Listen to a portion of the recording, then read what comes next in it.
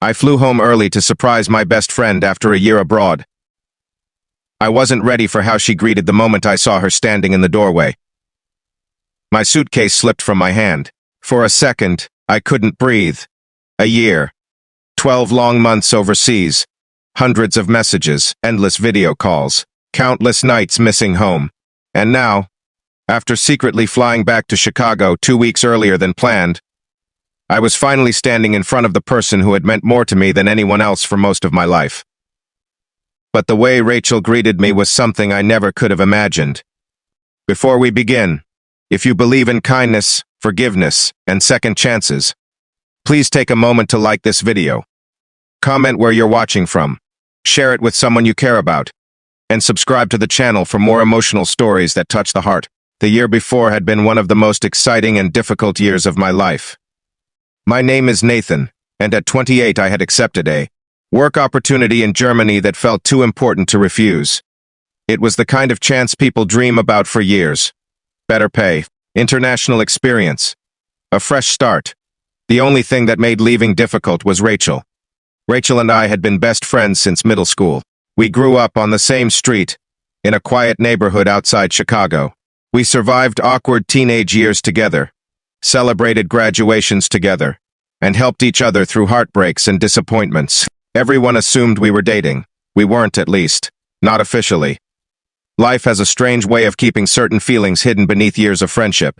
Sometimes you become so afraid of losing someone that you never tell them how much they truly mean to you. That was us. When I moved overseas, Rachel was the one who drove me to the airport. She hugged me tightly before I left, and I remember thinking that I should finally tell her how I felt, but I didn't. I told myself there would be time. Later. Over the next year, we stayed in touch constantly. We exchanged photos, shared stories, laughed about old memories, and supported each other through difficult days. Whenever Germany felt lonely, Rachel made it feel a little less distant. Then, 2 months before my scheduled return, something changed. Her messages became shorter. The video calls became less frequent. She always had a reason. Work was busy. Family responsibilities, exhaustion. I believed her. Still, a small part of me worried. As the weeks passed, I felt increasingly disconnected from the person who had once told me everything. Finally, I decided to do something impulsive. I changed my flight. Instead of returning at the end of the month, I booked a ticket for 2 weeks earlier. I wanted to surprise her. I imagined her reaction 100 different ways during the flight home. Maybe she'd scream. Maybe she'd cry. Maybe she'd throw her arms around me. Maybe, just maybe, I'd finally find the courage to tell her the truth. The truth that had followed me across oceans. The truth that no amount of distance had erased. I loved her. The taxi ride from O'Hare Airport felt endless. Chicago looked exactly as I remembered. The familiar streets, the autumn trees beginning to change colors, the skyline glowing beneath the evening sun. Everything felt like home. When the taxi stopped outside Rachel's apartment building, my heart pounded so hard I thought the driver could hear it. I grabbed my suitcase and walked toward the entrance. I didn't text. I didn't call. I wanted the surprise to be perfect. The hallway seemed unusually quiet. I reached her apartment door and knocked. For a few seconds, nothing happened. Then I heard footsteps. The door opened, and my world tilted. Rachel stood there frozen. But she wasn't alone. A man stood beside her, not just beside her. His arm was wrapped around her waist.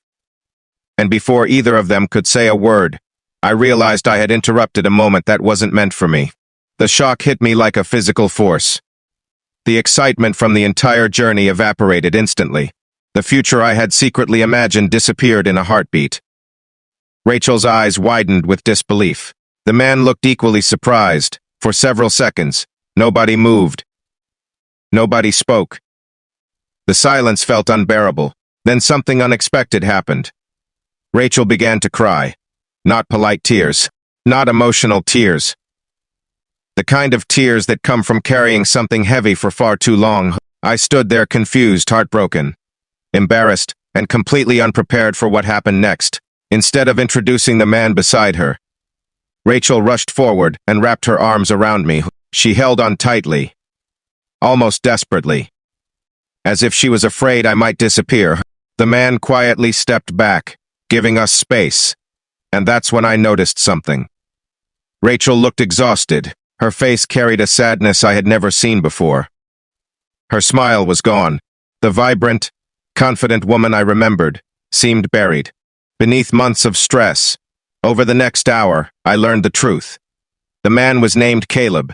He wasn't her boyfriend. He was her older cousin, and the reason he had been staying with her shattered my heart. 3 months earlier, Rachel's mother had been diagnosed with aggressive cancer. Everything changed overnight. Hospital visits, medical bills, fear, uncertainty.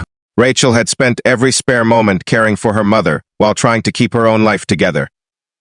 The reason her messages had become shorter wasn't because she had stopped caring. She had been overwhelmed.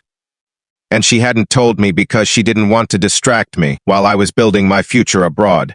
She wanted me to focus on my dreams, even while her own world was falling apart. The guilt hit me immediately. While I had been worrying about imaginary problems, Rachel had been carrying a burden that would have broken many people. That night, we sat together for hours. The conversation felt different from our video calls, more honest, more vulnerable. The walls we had both built over the years seemed to disappear. For the first time, I saw how lonely she had been. For the first time, she admitted how scared she was, not of losing sleep, not of losing money, but of losing her mother. A few days later, I postponed returning to work overseas. Then I made another decision. I stayed. Every morning, I helped drive Rachel's mother to appointments. Every evening I sat with their family. Some days were hopeful. Some days were devastating. But through it all, something remarkable happened. Rachel and I stopped pretending. The friendship we had protected for years became something deeper. Not through dramatic confessions, not through grand romantic gestures, but through countless small moments, holding hands in hospital waiting rooms, sharing silent prayers, supporting each other when the fear became overwhelming. Love revealed itself quietly, patiently, naturally. Months passed. There were setbacks. There were tears. There were moments when hope felt impossible. But there were also victories. The treatment began working. The doctors became cautiously optimistic. Rachel's mother slowly regained strength. The day she was finally declared in remission felt like witnessing a miracle. I still remember Rachel standing outside the hospital with tears streaming down her face as she looked up at the sky. For the first time in nearly a year, those tears came from relief instead of fear. That evening, we walked through a nearby park as the sun set over Chicago. The city lights shimmered in the distance. The cold wind carried the scent of autumn leaves, and for the first time, I told her everything. I told her about the airport a year earlier. I told her about the feelings I had hidden. I told her how every version of my future somehow included her. Rachel smiled through tears. Then she admitted she had been waiting years to hear those words. The timing had never been right, until now. Sometimes, life doesn't give us the reunion we imagine. Sometimes it gives us the reunion we need. I flew home expecting a perfect surprise. Instead, I walked into one of the hardest chapters of my best friend's life. Yet that unexpected moment changed everything. It taught me that real love isn't about perfect timing. It's about showing up when someone needs you most. If this story touched your heart, please like the video, subscribe to the channel, and share it with someone who believes in the power of friendship, love, and second chances. Special request before you leave. Comment the words "True friendship never leaves" if you believe the strongest relationships are the ones that survive life's hardest storms. Today, Rachel and I are married. Her mother is healthy. And every time I think back to that apartment doorway, I smile. Because the greeting I wasn't ready for became the beginning of the life I had always hoped for. Sometimes the greatest surprises aren't the ones we plan.